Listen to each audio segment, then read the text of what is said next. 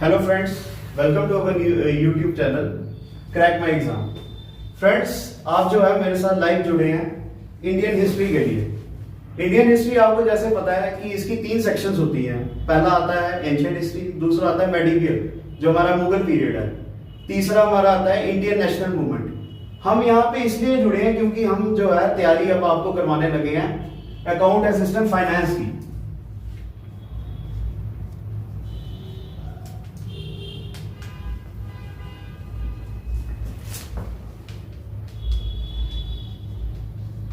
जिसकी जो एडवर्टीजमेंट है JKSSB ने निकाली हुई है और इसका एग्जाम भी जो है यही कंडक्ट करेंगे। बट जैसा कि आप जानते हैं कि ये जो हमारे साथ जो है हमेशा सिलेबस का मजाक करते आए हैं। ये चाहते हैं कि जैसे पंचायत अकाउंट असिस्टेंट में जो लोगों ने बड़े अच्छे मार्क्स लिए थे वैसे जो है अब बच्चे नहीं लें। तो वो क्या कर रहे हैं, हर 10 दिन के बाद या 5 दिन के बाद क्या कर रहे हैं, सिलेबस में थोड़ी चेंजेस ला रहे हैं। बट थ्रू आउट जो आपकी प्रेपरेशन है वो आपको पता है कि इंडियन हिस्ट्री जो है कभी इसमें चेंज नहीं आएगी। इंडियन हिस्ट्री जैसे हम इंडियन नेशनल मूवमेंट की बात करते हैं, ये थ्रू आउट आपकी प्रेपरेशन जो भी आप एग्जाम ले लो, चाहे जैसे SI का एग्जाम ले लो आप, और भी KS के जैसे नोटिफिकेशन आई है उसके लिए भी जो आपने हिस्ट्री की प्रेपरेशन जो है बेसिक लेवल से ही करनी है। आप जो भी एग्जाम लो उसमें बेसिक आपको इंडियन हिस्ट्री पढ़नी पड़ेगी। तो हम उसी की अब जो है इंडियन नेशनल मूवमेंट की हम प्रेपरेशन करेंगे।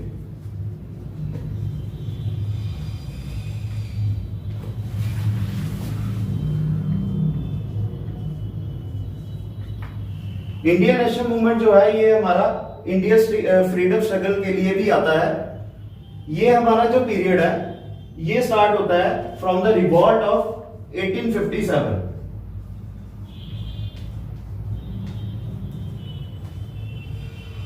आप सबको पता है रिवॉल्ट ऑफ 1857 मैंने इसलिए लिया है क्योंकि इसके बारे में हमने जो है 10th, 8th और 9th में जो है कुछ ना कुछ पढ़ा होता है। थोड़ा थोड़ा हमें इसकी नॉलेज है, तभी हमने जो है सबसे पहले इसी से शुरू करेंगे। क्योंकि इंडियन हिस्ट्री क्या होती है, हिस्ट्री वो होती है एक स्टोरी है, स्टोरी ऑफ द पास्ट जिसको हम कहते हैं। अगर मैं आपको कोई नया बीच में से कोई टॉपिक ले लूं, जैसे मुगल पीरियड हम ले लें, मैं आपको समझाने शुरू कर दूंगा कि जैसे शाहजहां ने ये किया, जहांगीर आया, उसके बाद औरंगजेब ने ये किया, आपको समझ नहीं आएगी, आपको उसकी क्रोनोलॉजी ही नहीं समझ आएगी, तो आपको वो बोरिंग लगने शुरू हो जाएगा। तो सबसे पहले तभी मैंने इंडियन नेशनल मूवमेंट को ही शुरू किया है।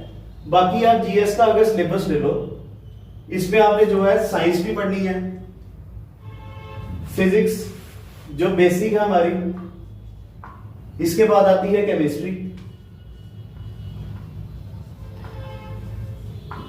बायोलॉजी।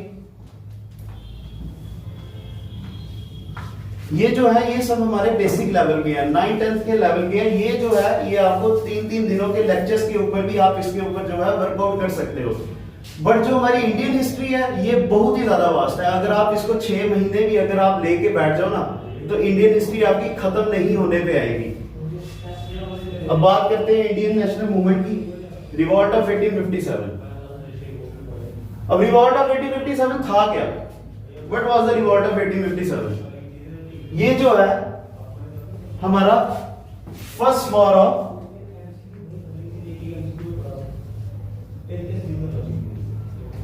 Independence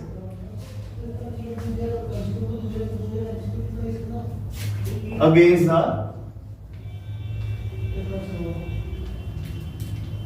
British rule.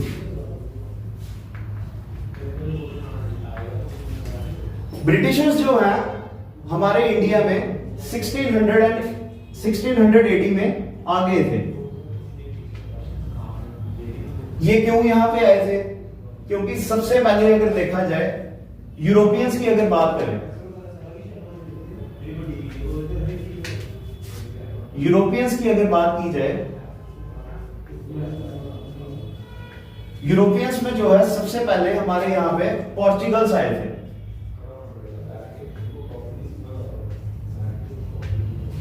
पोर्चुगल्स आपको पता ही है, अब आज के टाइम पे जो है रोनाल्डो जो सबसे ज्यादा सफल जो फुटबॉलर माना जाता है वो हमारे पोर्चुगल के हैं। और पोर्चुगल जो है हमारा एक यूरोपियन कंट्री है।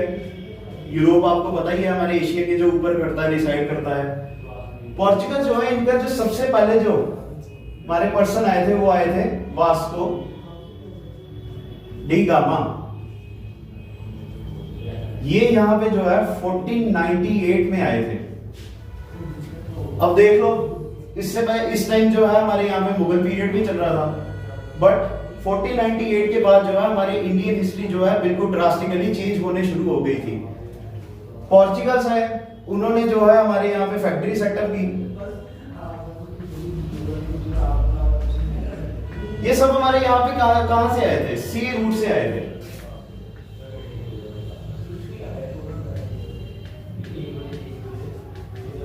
सी रूट से क्यों ये आए थे? सी रूट से इसलिए आए थे क्योंकि जो हमारे यहाँ पे ऊपर अफगानिस्तान का जो टर्की का एरिया जो है वहां पे अफगान्स रहते थे, और जितने भी ट्रेडर्स जो मर्चेंट्स थे हमारे यहाँ पे जो यूरोप से हमारे इंडिया में आते थे, वो जब वापसी यहाँ से जाते थे तो वो जितना, अगर समझ लो कि वो अगर 20 घोड़े जो है सामान लाद के अगर जाते थे, रास्ते में जितने भी नोबल्स आते थे या किंग्स आते थे या जितने अफगान इन्वेडर्स आते थे तो उनसे वो लुटो जाते थे। तो उनको जो है सेफ्टी पैसेज उनको चाहिए था हमारे इंडिया में आने के लिए। तो उन्होंने क्या किया, सी रूट को डिस्कवर किया, जिससे जो है सबसे पहले ये हमारा वास्को डी गामा जो है इंडिया में आए इन द कैलीकट।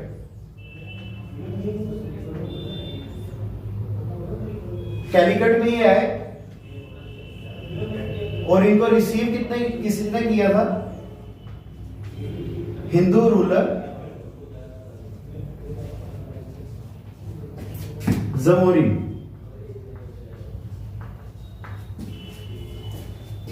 ये कुछ इंपॉर्टेंट बातें हैं इसके लिए, ऐसे तो बड़े टॉपिक हैं बट अगर हम उसमें डीपली जाएंगे तो फिर हमारा जो है लेक्चर पोर्चुगल्स वाला ही जो है हफ्ते में खत्म होगा।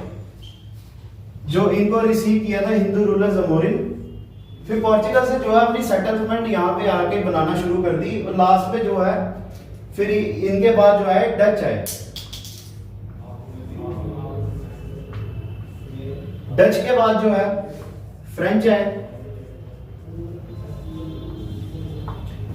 जब हमारे इंडिया में फ्रेंच पावर आई तो इनकी जो है नेवल जो मिलिट्री थी बड़ी ज्यादा पावरफुल थी, तो उन्होंने क्या अपनी डोमिनेशन करने हमारे इंडिया में शुरू कर दी। अब इसकी भी एक हिस्ट्री है, अगर आप पीछे जाओ, आपने अगर फ्रेंच रेवोल्यूशन पढ़ा है तो फ्रांस और जो हमारा इंग्लैंड था,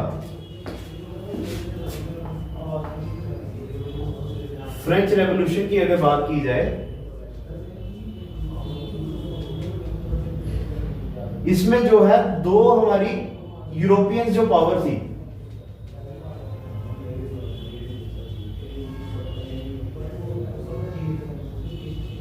दो बड़ी यूरोपियन पावर्स जो थी वो थी फ्रांस, दूसरी आती है इंग्लैंड। अब देखो, आप जो है दो दोस्त हो गए, दोस्तों आप दोनों के जो एक दूसरे जो है लूप होल जानते हो, उसके बाद क्या होता है आपकी दोस्ती में जो है दरार पड़ जाती है, किसी ना रीजन की वजह से जो है दरार पड़ जाती है। अब आप क्या करते हो, पहले जो है बचपन से अगर आप दोस्ती थी आपकी तो आप जो है बचपन से ऐसे ही अपना टाइम पास करते थे, मतलब खाने को अगर कुछ मिल गया तो खा लिया, पीने को अगर किसी ने कोई दे दिया तो पी लिया, मांग के अगर खाना पड़ा तो मांग के खा लिया। बट जब आपकी दुश्मनी हो जाती है तो क्या होता है, आप क्या करते हो, जैसे मैं बात कर रहा हूँ इंग्लैंड की, इंग्लैंड क्या करता है, देखता है कि फ्रांस जो है अपने यूरोप में जो है अपनी जो दाग है बढ़ाना शुरू कर दिया उसने। अब दाग कैसे बढ़ती है, यहाँ तो आपके पास जो है बड़ा पैसा होना चाहिए, यहाँ के पास जो है अपनी मिलिट्री पावर बड़ी ज्यादा स्ट्रांग होनी चाहिए। इन दोनों में से एक रीजन ये था कि इनके पास जो है पैसा जो है आना शुरू हो गया था। अब इंग्लैंड जो है फिर सोच में पड़ गया कि कैसे पैसा आया भाई इसके पास, ये मेरी तरह भूखा होता था पहले, तो अब कैसे आया इसके पास पैसा कैसे आया। तो जब इन्होंने रिसर्च की तो इन्होंने देखा कि जो फ्रांस जो है अपनी डोमिनेशन जो है इंडिया की तरफ इसने कर दी है, और अपनी फैक्ट्री सेटलमेंट जो है यहाँ पे इन्होंने की है, जितना रॉ मटेरियल्स है, जितना यूरोपियन मार्केट में जितना बेचते हैं, ये सारा जो है इंडिया से ही लेके जाते हैं। तो उनके पीछे पीछे क्या हुआ, इंग्लैंड भी आ गया। तो 1600 में क्या हुआ, 1600 में क्या हुआ, जब प्रिंस चार्ल्स थे वहां के,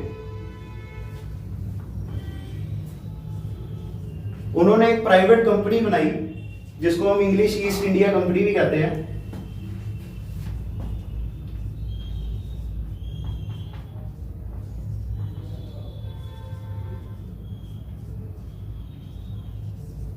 और इनको जो है इनको फ्री लाइसेंस दिया कि आप इंडिया में जो है जाके ट्रेड करो, नॉट इंडिया बट ऑनली जितनी भी साउथ ईस्ट एशिया की जितनी भी कंट्रीज थी वहां पे इनको जो है फ्री पैसे दी कि आप जहाँ पे यहाँ पे जाके जितना भी है ट्रेड आप फ्री करो और आपको जितना भी टैक्स जो है हम आपको पहले फ्री करेंगे। तो क्या हुआ 1600 में ये यहाँ पे इंडिया में आ गए। और उस समय इंडिया में क्या था, मुगल पीरियड था। मुगल पीरियड था तो सबसे पहले क्या हुआ 1605 में जो कैप्टन विलियम हॉकिंस थे,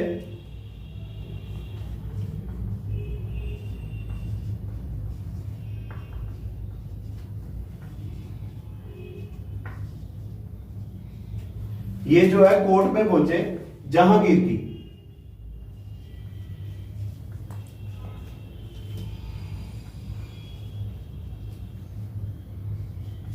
बट इन्होंने क्या किया, एक साल जो है वहां के चक्कर ही लगाए हैं जहांगीर की कोर्ट में। जो उनको जो है तब फ्रांस का दबदबा था वहां पे, तो उनको जो है कोई परमिशन नहीं मिली। बट एक साल के बाद जो है इनको पूरे एक साल के बाद 1606 में जो है इनको परमिशन मिल गई और इन्होंने अपनी जो है इंग्लिश ने सबसे पहली फैक्ट्री जो है 1606 में जो है सूरत में एस्टेब्लिश की।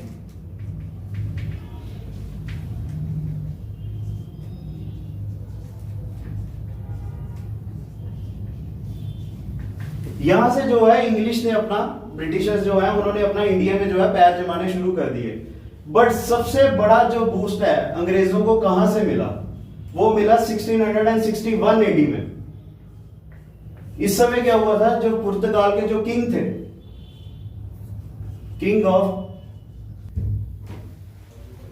बात चल रही थी फैक्ट्री एट सूरत। बट जो सबसे बड़ा बूस्ट था अंग्रेजों को कहां से मिला, वो मिला 1661 एडी में। ये कैसे मिला इनको, ये इनको इंडियंस ने नहीं दिया, हम इंडियंस ने कुछ नहीं दिया इनको। बट इंस्टेड ऑफ इट जो हमारे यहाँ पे सबसे पहले जो आए थे अपनी सेटलमेंट बिठा के जो बैठे हुए थे वो थे पोर्चुगल्स। इन्होंने क्या किया, एक मैट्रिमोनियल अलायंस किया ब्रिटिशर्स के साथ।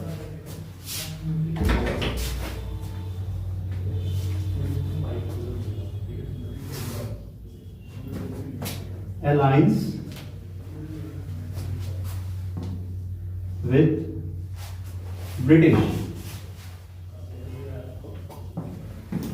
मैट्रिमोनियल अलायंस हुआ तो इनका जो है रिलेशन अच्छा होने शुरू हो गया। पोर्चुगल्स और जो है इंग्लैंड का अच्छा रिलेशन हुआ और इन रिटर्न उस समय जो पुर्तगाल की सबसे बड़ी सेटलमेंट थी वो थी बॉम्बे सेटलमेंट।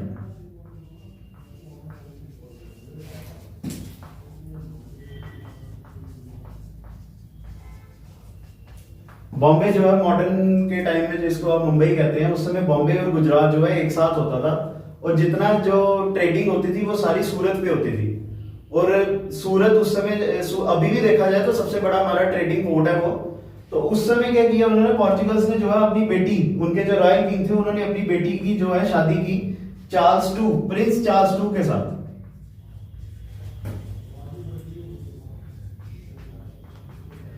और जो है पूरा बॉम्बे एज ए गिफ्ट, जिसको आप डोरी भी कह सकते हो,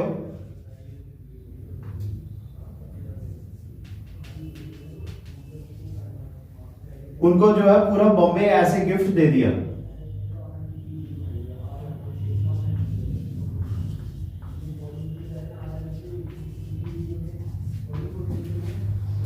फिर बात करते हैं 1667 की।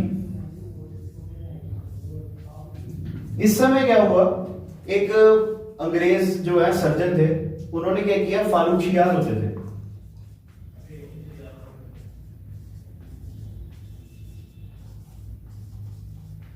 फारूकशियार का जो है उस समय एक इनको कोई बीमारी हुई थी, सीरियस इलनेस थी, और उसका जो है इलाज उस समय के जो हमारे देसी हकीम या वैद्य थे वो कोई भी उसको क्योर नहीं कर पाए। उस समय जो हमारे इंग्लिश सर्जन थे उन्होंने उनको ठीक किया और ऐसे रिवॉर्ड, जैसे आप जानते हो कि जो हमारे राजा होते थे, बड़े दलेर होते थे, उन्होंने क्या किया, फ्री ट्रेड इनको दे दिया। फ्री ट्रेड का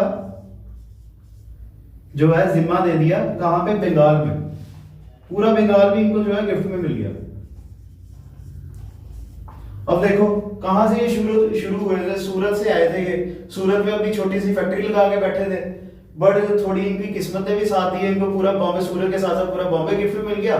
और उसके साथ जो दूसरा हमारा यहाँ पे अगर जाया जाए, ईस्ट की तरफ जाया जाए, जो दूसरा हमारा पोर्ट जो है कलकत्ता वाला जो बंगाल में पूरा आता है, वो भी इनको जो है पूरा उनका फ्री ट्रेड जो है मिल गया। बट इसमें एक एजम्पशन थी,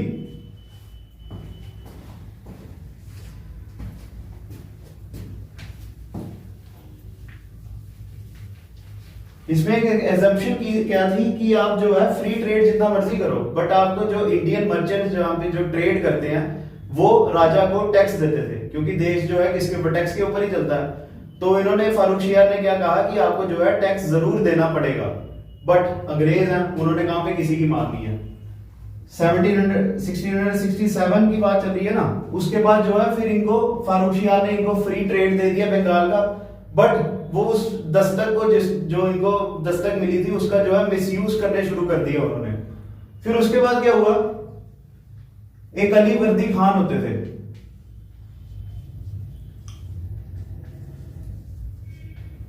वो जो है बूढ़े हो चुके थे, बंगाल के एक छोटे से चौबी परागना एरिया था उसके जो है निजाम होते थे वो, तो उनके जो आगे फिर ग्रैंड सन जो थे वो थे सिराजुद्दौला, उन्होंने उनकी जो है थ्रोन एक्वायर किया। बट उन्होंने जब देखा कि ये जो है अंग्रेज जो है हमारे बड़ी ज्यादा प्लंडरिंग कर रहे हैं, तो उन्होंने क्या किया, अंग्रेजों को रोका, उनको बोला कि आप जो है आपको भी बाकी की तरह टैक्स देना पड़ेगा। और उस समय जो है फोर्ट विलियम्स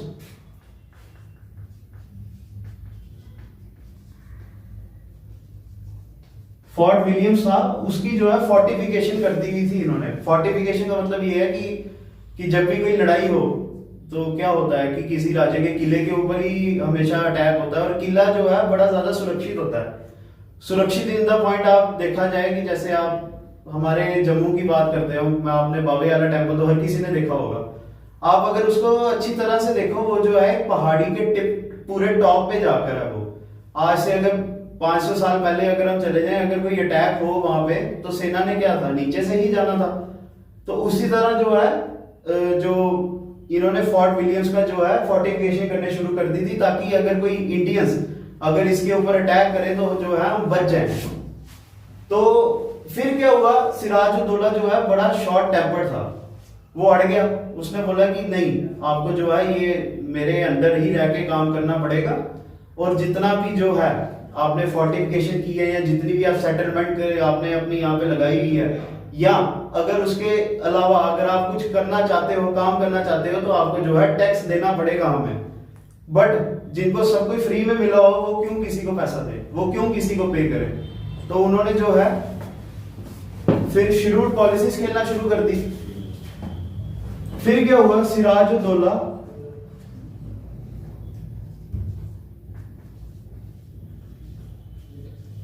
ने इन रिटर्न क्या किया, ब्रिटिशर्स जो क्या कहते हैं सिपाही थे और उनके जो हायर ऑफिशियल्स थे, उनको एक छोटे से कमरे में कैद कर दिया। और उससे क्या हुआ, एक छोटा सा कमरा था और जून का महीना था, वो उस समय बड़ी गर्मी होती है, उमस बड़ी ज्यादा होती है। और क्या हुआ, वो जो लोग हैं सारे एक सफोकेशन के थ्रू मर गए, क्योंकि छोटा सा कमरा था, एक बिल्कुल एक छोटी क्या होता है खिड़की भी नहीं थी उस समय, तो वो लोग सारे मर गए, जिसको हम कहते हैं ब्लैक होल ट्रेजेडी।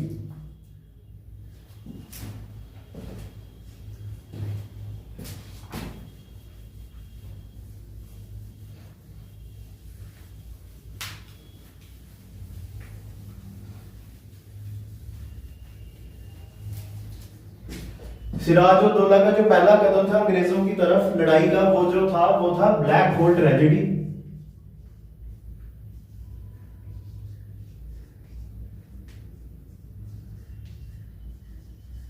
इससे क्या हुआ, कहा जाता है कि 114 जो है, ये हर बुक में जो है इसका डाटा मैनिपुलेटेड है, कोई 114 कहता है, कोई 154 कहता है, कोई 146 कहता है। तो इसके ऊपर आप अगर आप ध्यान नहीं दो तो ठीक है, क्योंकि हमेशा जो है क्वेश्चन जब भी आता है उसमें ये पूछा जाता है कि क्या हुआ था, ना कि ये पूछा जाता है कि कितने लोग मरे थे, क्योंकि उस समय डाटा जो है हमेशा मैनिपुलेट होता रहता था। हर कोई हिस्टोरियन जो है अपने हिसाब से हमेशा हिस्ट्री लिखता है, तो अंग्रेजों ने अपने हिसाब से लिखा, उन्होंने बढ़ा चढ़ा के क्या ना, तो उन्होंने कहा कि हमारे इतने बंदे मर गए। फिर ब्लैक होल ट्रेजेडी हुई, उसके बाद क्या हुआ, अंग्रेजों ने जो है उनको भी गुस्सा चढ़ा, अगर अपना कोई बंदा मरेगा तो उनको तो गुस्सा चढ़ेगा ही। तो फिर वो जो है पहली बार अगर हम कहे ना अंग्रेजों के खिलाफ अगर लड़ी गई है तो वो है बैटल ऑफ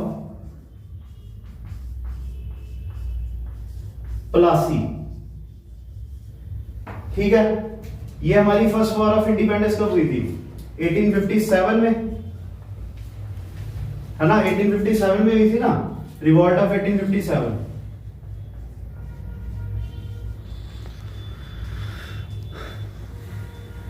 जो बैटल ऑफ प्लासी है इसके पूरे 100 साल पहले लड़ी गई है, 1757 में। ठीक है, ये जो लड़ाई हुई थी ये कहां पर होनी थी? 24 परगना जिसके बारे में बताया गया था वहीं पे होनी थी। बट उस समय क्या हुआ, सिराजुद्दौला के दो बंदे थे, मीर कासिम और राय दुर्लभ।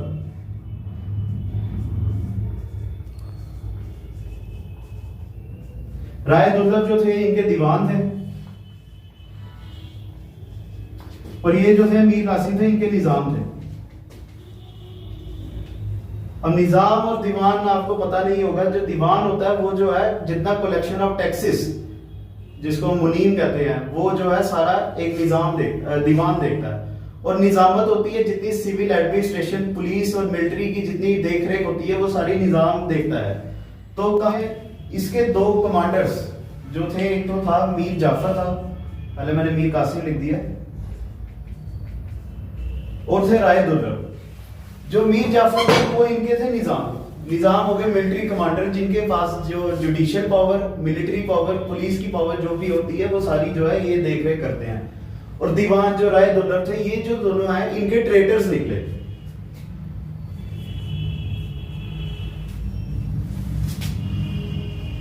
ये दोनों ट्रेटर्स निकले और एट द एंड क्या हुआ, जो सिराजुद्दौला थे वो ये बैटल हार गए और उन्होंने, अंग्रेजों ने क्या किया, फिर अपने बंदे को जो मीर जाफर थे उनको न्यू नवाब ऑफ बंगाल बना दिया।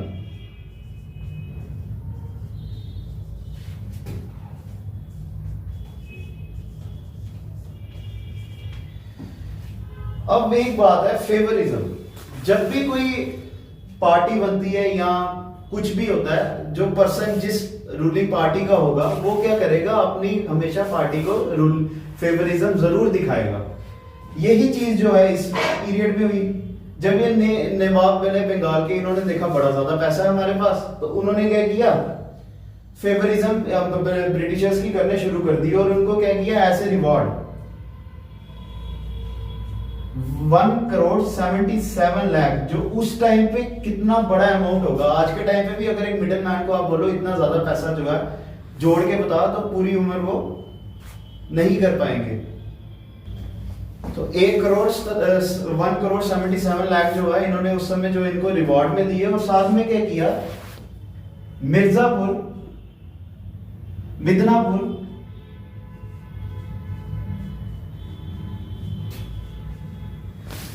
चित्तगांव और बर्दवान,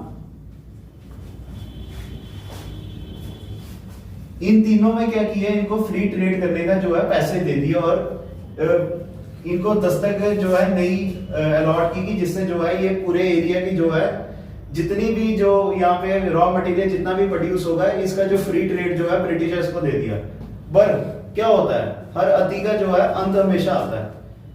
इसके बाद क्या हुआ, यहाँ पे जो है बड़ी ज्यादा करप्शन होने शुरू होगी।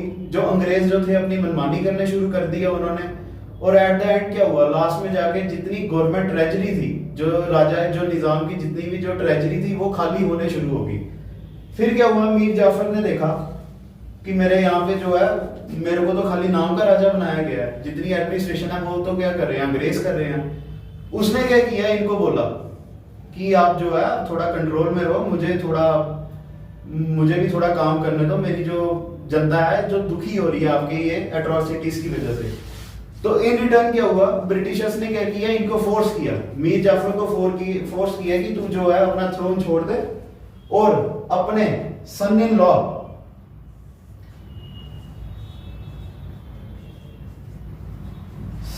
को, जिसका नाम था मीर कासिम,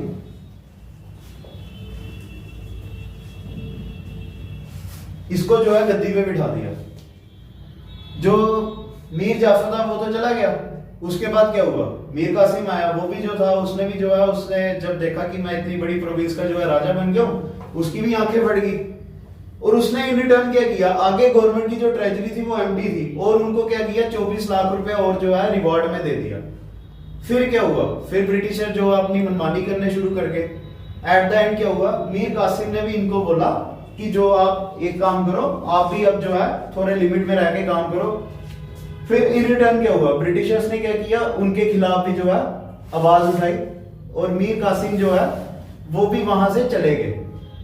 जब मीर कासिम चले गए फिर उन्होंने क्या किया,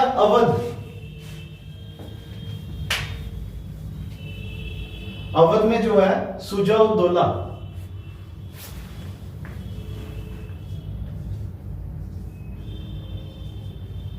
इनके पास जो है जाके शेल्टर ली।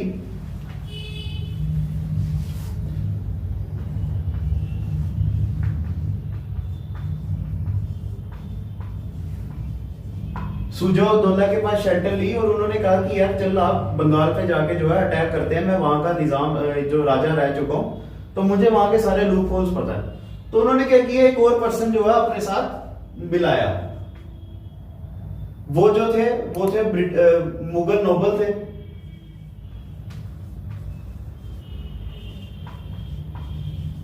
और इनका नाम था शाह आलम। इन्होंने कहा कि जब हम तीनों जो है जब अंग्रेजों के ऊपर जब अटैक करेंगे तो जो है हम जो है जीत सकते हैं और वहां का जो बंगाल जो है उसके ऊपर पूरा हमारा जो है कब्जा फिर से हो जाएगा। तो इन रिटर्न ये तीनों ने क्या किया,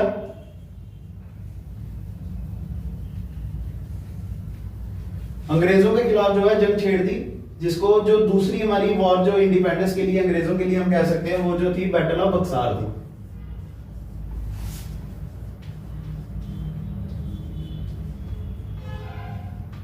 उसमें क्या था, ये तीनों जो शुजा-उद-दौला, शाह आलम और मीर कासिम जो है एक जगह पे थे और ब्रिटिशर्स जो है एक जगह पे थे। और उनके कमांडर इन चीफ अंग्रेजों के कौन थे,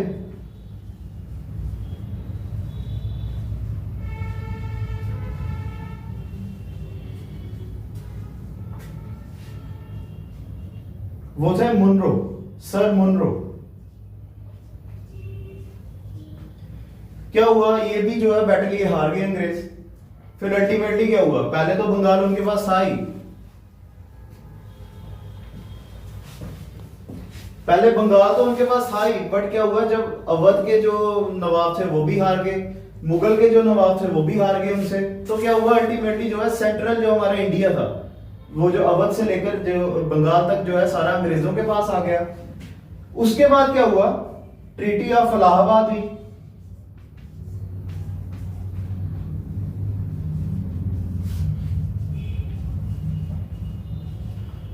उससे क्या हुआ, जो निजामत और दीवानी जो है पूरे जो बंगाल और अवध की जो है अंग्रेजों के पास आ गई। और उसके बाद अंग्रेजों के जो ग्रोथ का जो पीरियड था वो था रॉबर्ट क्लाइव के टाइम पे।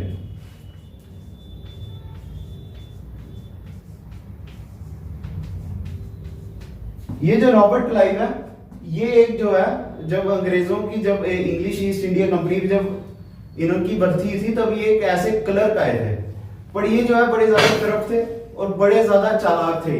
अपनी जो शेड्यूल्ड पॉलिसीज की वजह से जो है ये लास्ट में जाकर जो है हायर ऑफिशियल बने ईस्ट इंडिया कंपनी के। और इन्होंने जो है ड्यूल सिस्टम ऑफ एडमिनिस्ट्रेशन का कंसेप्ट दिया था। ड्यूल सिस्टम ऑफ एडमिनिस्ट्रेशन ये थी कि जिसमें जो है जो राजा जो है वो खाली नाम का जो है गद्दी पे बैठेगा और बट जो सिविल एडमिनिस्ट्रेशन और जो जिसको हम दीवानी और निजामत जो है वो जो है अंग्रेज देखेंगे। ये कंसेप्ट जो है ये भी बड़ा ब्रिटिशर्स के लिए जो है पावरफुल था, क्योंकि इसमें क्या होता था कि राजा जो है ये हमेशा सोचता रहता था कि जो है वॉर जब भी होगी ब्रिटिशर्स जो है हमें प्रोटेक्शन देंगे। बट वो क्या थे, वो तमाशा देखने के लिए खाली आए हुए थे और वो इन रिटर्न क्या कहते थे, दूसरी जो स्टेट से उनके राजाओं को कहते थे कि आप अटैक करो, हम जो है वहां पे कुछ नहीं करेंगे।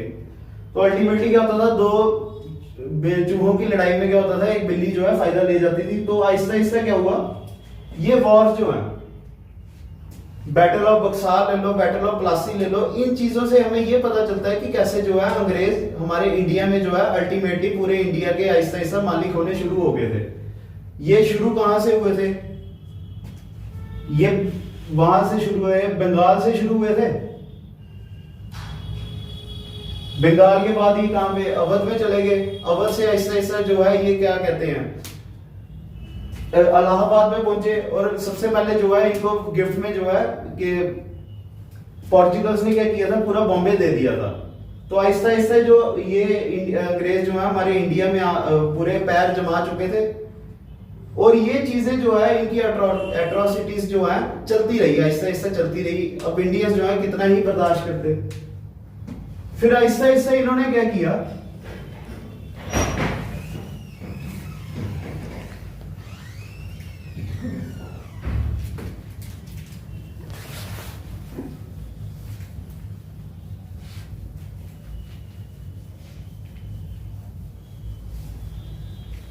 फिर आहिस्ता आहिस्ता जो है ये इंडिया के ऊपर जो है रिलीजियस अटैक करने शुरू कर दिए इन्होंने। जो उस समय जो इनकी आर्मी थी उसमें जो है इंडियंस जितने भी थे उनको दो तरह से इन्होंने डिवाइड किया हुआ था।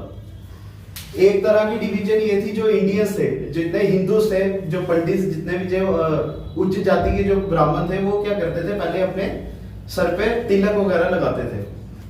तो इन्होंने क्या किया, उनको मना किया कि आप जो है तिलक वगैरह लगा के जो है हमारे यहाँ पे सर्विस नहीं दे सकते। और दूसरी जगह जो मुस्लिम थे उनको कहा कि जो आप बियर्ड रखते हो उसको जो है ट्रिम करके आपको जो है हमारे यहाँ पे सर्विस देनी पड़ेगी।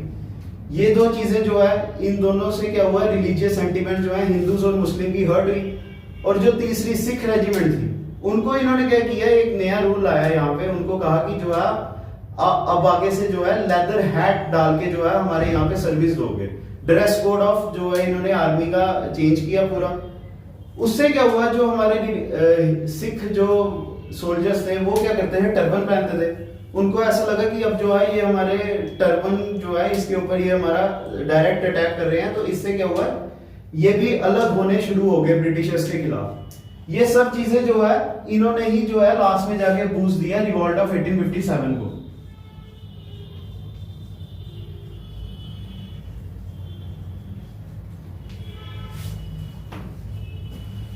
आज जो है हमने पढ़ा कि कैसे जो है जो ब्रिटिशर्स जो है हमारे इंडिया में आए, कौन से पीरियड से, 1600 से हमारे यहाँ पे इंडिया में आए, और कैसे आहिस्ता आहिस्ता आहिस्ता आहिस्ता इन्होंने जो है अपना पैर जमाना हमारे इंडिया में शुरू कर दिया।